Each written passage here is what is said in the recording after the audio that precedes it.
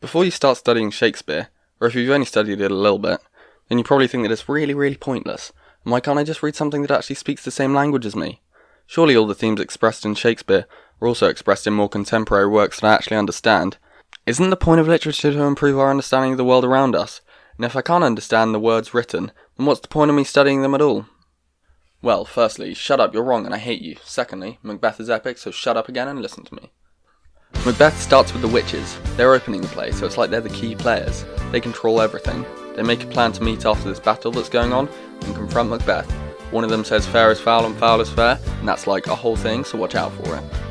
One battle later, and we're introduced to Duncan, Macbeth, and Banquo. Macbeth and Banquo were like real violence, but they get praise for it.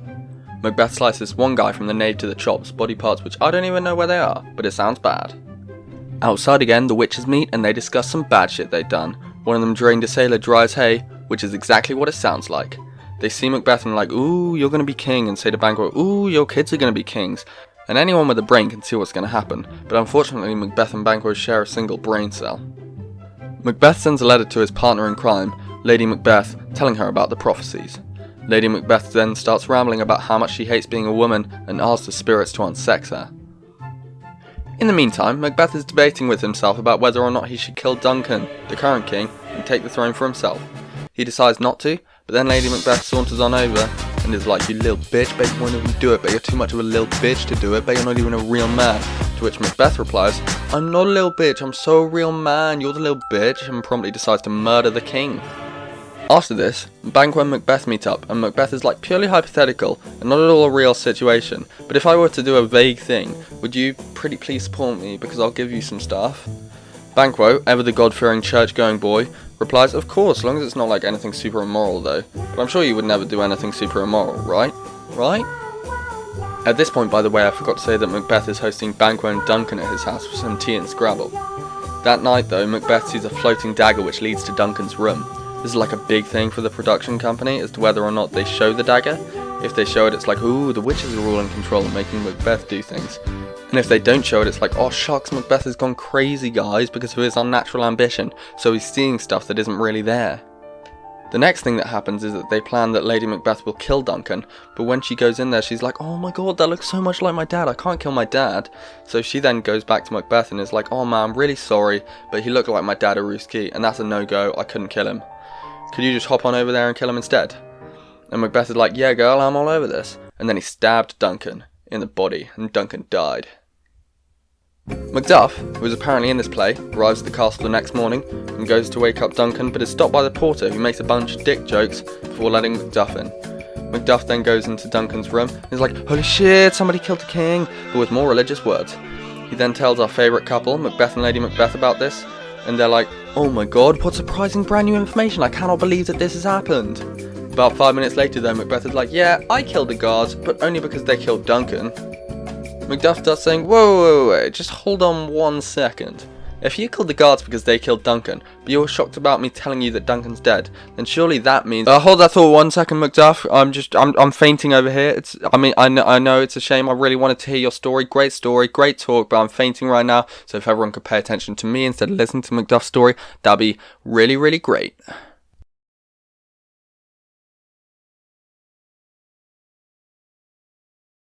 A vague period of time later, not Macduff, oh my god, Macduff hasn't been crowned king, what a plot twister. No, but Macbeth has been crowned king. Banquo is suspicious of his actions, but does nothing because he sees advantage in himself not speaking. Instead, he decides he'll go on holiday. Macbeth is like, just out of curiosity, no other reason, I'm just wondering, but what precise street will you be on at this specific time tomorrow night? Banquo, having given the one shared brain cell to Macbeth as a coronation present, decides that this is not suspicious at all and tells him. Macbeth then goes on to meet up with some murderers and, shock horror, asks them to kill Banquo. They're like, yeah sure, but give me some money. Macbeth's like, fine, but throw in flails too.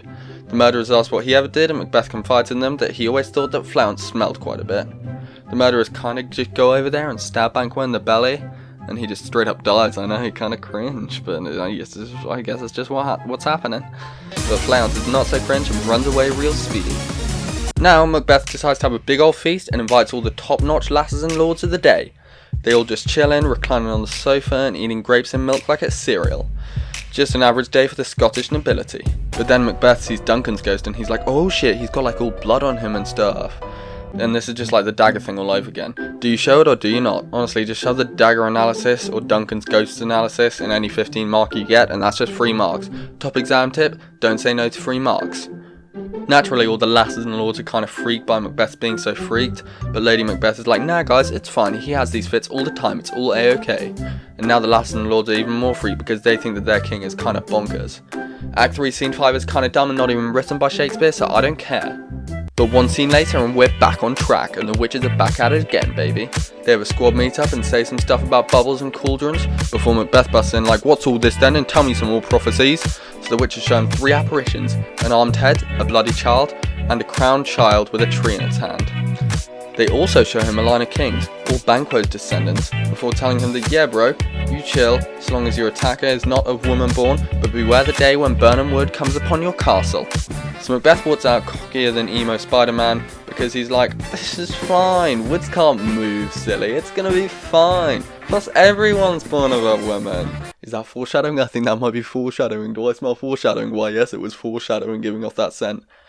Now, the smart ones among you will be thinking seahorses. And I hate to break it to you, but seahorses don't actually exist. It's all a myth. Grow up.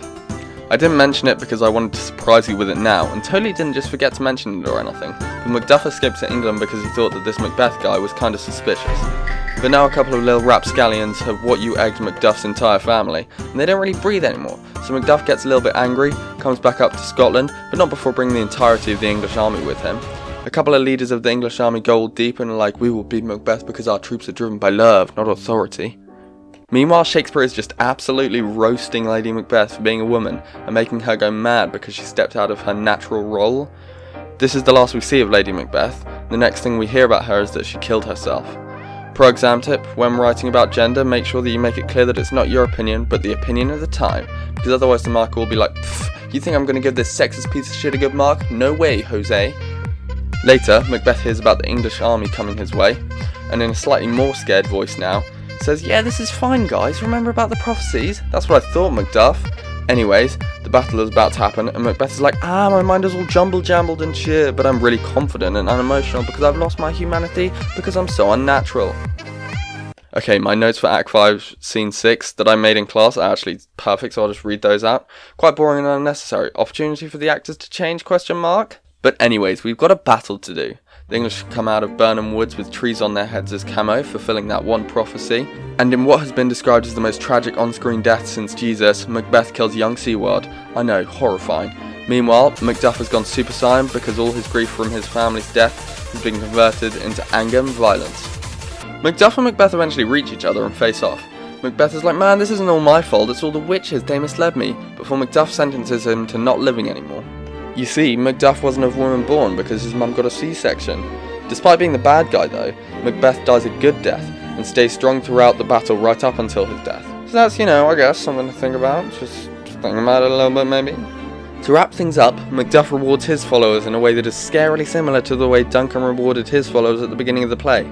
It's implied that Scotland will forever be stuck in this loop of civil war and unrest because of the ambition of the people who aren't king.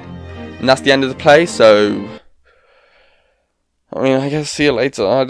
You can stay for a bit longer if you want, but I'm alone.